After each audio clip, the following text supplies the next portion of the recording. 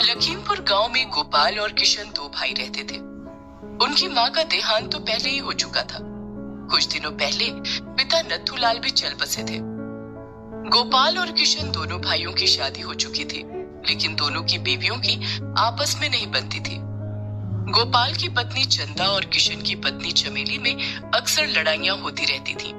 चंदा बड़ी थी, इसलिए वो चमेली को अपने जेठानी होने का रौब दिखाती थी और उसी से घर के सारे काम करवाती थी। दोनों भाइयों के पास एक गाय थी जिसका नाम जमुना था। चमेली, अभी तक खाना नहीं बनाया तूने? और ये जमुना क्यों चिल्ला रही है? देख, गोबर तो नहीं कर दिया उसने। एक काम ठीक से नहीं होता तुझसे। काम की न काज की, दुश्मन अनाज की। ये क्या बोल रही हो दीदी? जरा जबान संभाल कर बात करो। अरे मैं बड़ी हूँ, जो चाहे वो बोलूंगी। तुझे वही करना पड़ेगा जो मैं बोलूंगी। ये घर तेरे भैया चलाते हैं। खेत पर तो सारा दिन मेरा पति खटता है। भैया तो खेत पर जाकर चारपाई पर सो जाते हैं। मुझे सब पता है। ज्यादा दिन चलेगा नहीं ये सब, मैं बता रही हूँ। बड़ी जबान चल रही है तेरी, अभी बताती हूँ तुझे, रुक। और दोनों औरतों में हाथापाई होने लग जाती है। अपनी अपनी बीवियों को लड़ता देख दोनों भाई भाग खड़े होते हैं। इस तरह से तो नहीं चलेगा किशन, हमें कुछ करना पड़ेगा। बात तो सही कह रहे हो भैया, लेकिन हम क्या कर सकते हैं? बंटवारा या बंटवारा, लेकिन इसके अलावा और कोई चारा नहीं है। दोनों लुगाइयां ऐसे ही लड़ती रहेंगी तो हमें एक दिन हार्ट अटैक आ जाएगा। किशन गोपाल की बात मान लेता है। पंचायत बुलाई जाती है और गांव के मुखिया चमनलाल के सामने दोनों भाइयों के बीच बंटवारा हो जाता है। घर के बीचों बीच एक दीवार खड़ी हो जाती है। चलो भाई, हो गया बंटवारा, अब दोनों भाई शांति से रहो। ऐसे कैसे हो गया बंटवारा? गाय का बंटवारा भी तो करो। लेकिन गाय तो तुम दोनों के पास एक ही है। एक गाय को दो हिस्सों में कैसे बांटोगे, और वो रहेगी किसके पास? तभी गोपाल की पत्नी चंदा गोपाल के कान में कुछ फुसफुसाती है। मुखिया जी, ये गाय 1 महीने मेरे पास रहेगी और 1 महीने किशन के पास। मैं बड़ा हूँ, इसलिए सबसे पहले गाय मेरे पास रहेगी। ठीक है, दोनों भाई राजी हो तो मुझे क्या दिक्कत। किशन बड़े भाई की बात मान लेता है और शर्त के मुताबिक गाय जमुना को बड़ा भाई गोपाल अपने घर ले जाता है। जमुना काफी दुधारू गाय थी। वो देखने में जितनी सुंदर थी उतनी ही हृष्ट पुष्ट भी थी। जमुना का दूध पूरे गांव में मशहूर था। अरे गोपाल भैया, अच्छा किया जमुना को तुम ले आए। ये लो बाल्टी और 2 किलो दूध कर दो। हमारे घर के बच्चे तो जमुना का दूध ही पसंद करते हैं। कहते हैं जमुना का दूध बहुत गाढ़ा और स्वादिष्ट होता है। हाँ हाँ, अभी लो भैया 2 किलो दूध। अब सुबह शाम गोपाल के घर के बाहर ग्रामीणों की लाइन लगी रहती थी। गोपाल जमुना के दूध की दही जमाता और मिठाइयाँ बनाता। उसकी मिठाइयाँ पूरा गांव खरीदकर बड़े चाव से खाता। ये सब देखकर किशन की पत्नी चमेली चलने लगी। देखो जी, गोपाल भैया तो पैसों में खेल रहे हैं और पूरे गांव में दूध की नदियां बहा रहे हैं। तू परेशान क्यों होती है चमेली? बस 1 महीने की बात है। अगले महीने जमुना के दूध की नदियां हम बहाएंगे। गोपाल और उसकी पत्नी चंदा जमुना की बहुत सेवा करते।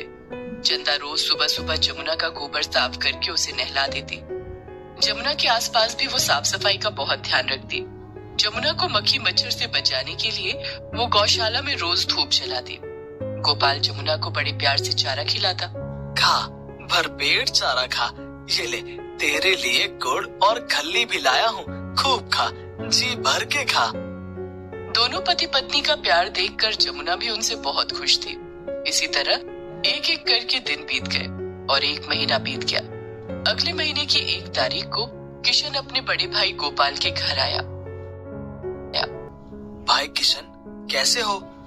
मैं तो ठीक हूँ भैया, आप कैसे हैं?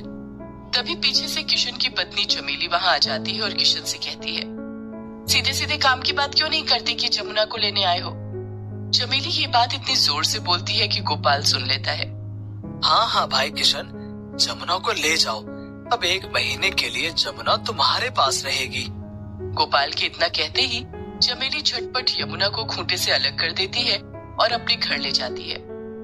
किशन के घर में जमुना के लिए कोई गौशाला नहीं था, इसलिए चमेली घर के दरवाजे पर ही खूंटा गाड़ कर यमुना को वहाँ बांध देती है। सुबह से शाम हो जाती है लेकिन जमुना को कुछ भी खाने को नहीं मिला। रात में जमुना भूख से तड़प कर आवाजें लगा रही थी। तब किशन उसे चारा डालने के लिए जाता है। तभी चमेली वहां आ जाती है। ये क्या कर रहे हो? देख नहीं रही हो, जमुना को भूख लगी है, तुमने इसे चारा नहीं डाला। न मैं चारा डालूंगी और न तुम्हें चारा डालने दूंगी। लेकिन जमुना से तेरी क्या दुश्मनी है? दुश्मनी जमुना से नहीं, तुम्हारे भाई और भाभी से है।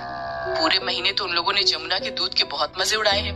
दूध, दही और मिठाइयाँ बेचकर खूब पैसा कमाया है। लेकिन अब मैं ऐसा नहीं होने दूंगी। जमुना की हालत तो मैं ऐसी कर दूंगी कि ये किसी काम की नहीं रहेगी। तुम इंसानों का गुस्सा इस बेजुबान जानवर पर निकालोगी? तो क्या करूं? तुम्हारे भाई और भाभी से जाकर लड़ूं?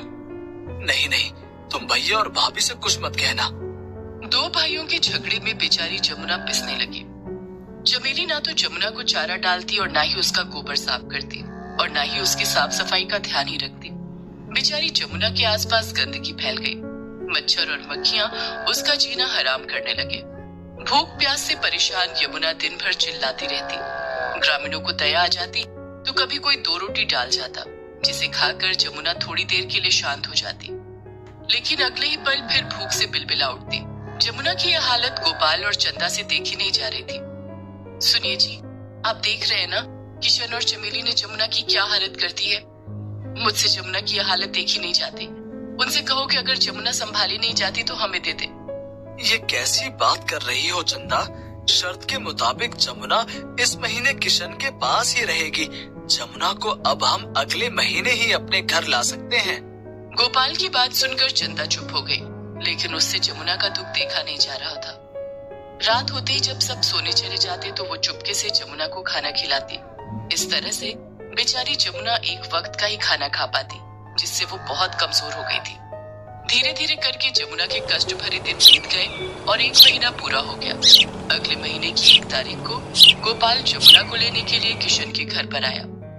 हाँ हाँ भैया, अब आप जमुना को अपने घर ले जा सकते हैं। जमुना बहुत कमजोर हो चुकी थी। वो किसी तरह से चल पा रही थी। गोपाल जमुना को अपने घर ले आया। 1 महीने में क्या से क्या बना दिया हमारी जमुना को। चंदा ने जमुना को नहला धुलाकर साफ किया और चारा डाला। बेचारी जमुना ठीक से खड़ी भी नहीं हो पा रही थी। सुनिए जी, मुझे लगता है कि जमुना की तबीयत खराब है। ये तो खड़ी भी नहीं हो सकती है। जमुना ने दूध देना भी बंद कर दिया है। गोपाल डॉक्टर को बुला कर लाता है। सही खुराक न मिलने की वजह से ये बीमार हो गई है।